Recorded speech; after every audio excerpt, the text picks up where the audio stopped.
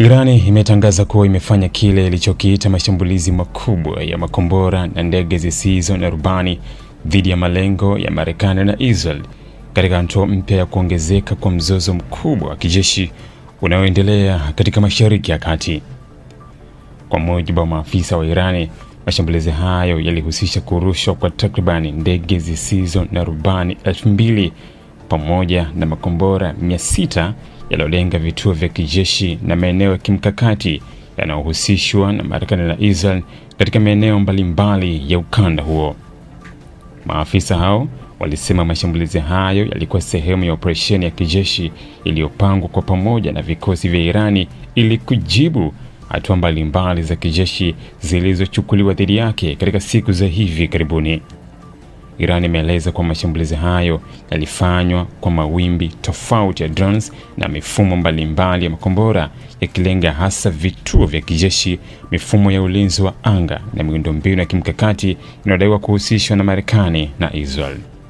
Kwa mujibu wa taarifa zilizotolewa na vyanzo vya Irani, operesheni hiyo ilihusisha aina kadhaa za makombora ya ballistic na makombora ya masafa ya kati pamoja na drones za kushambulia ambazo zilirushwa kwa wakati tofauti ili kuongeza shinikizo kwa mifumo ya ulinzi wa anga ya adui.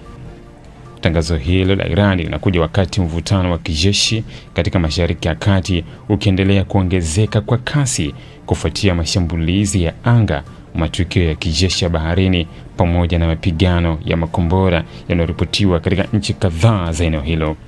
Katika siku za hivi karibuni, taarifa mbalimbali zimeeleza kuwepo kwa mashambulizi ya makombora na drones katika maeneo ya Israel, vituo vya kijeshi vinavyohusishwa na Marekani katika eneo la Ghuba, pamoja na matukio ya kijeshi yanayohusisha meli na miundombinu ya nishati katika baadhi ya nchi za Mashariki ya Kati. Wachambuzi wa masuala ya usalama wanasema iwapo kiwango cha mashambulizi kilichotajwa na Irani kitathibitishwa, basi kitakuwa miongoni mwa operesheni kubwa zaidi za mashambulizi ya makombora na drones kuwahi kutokea katika mzozo wa sasa wa eneo hilo. Hata tahadhari imeendelea kuongezeka katika nchi nyingi za Mashariki ya Kati, huku vikosi vya kijeshi vya Marekani na washirika wake vikiimarisha mifumo ya ulinzi wa anga na ulinzi wa vituo muhimu vya kijeshi pamoja na miundombinu ya kimkakati katika ukanda huo.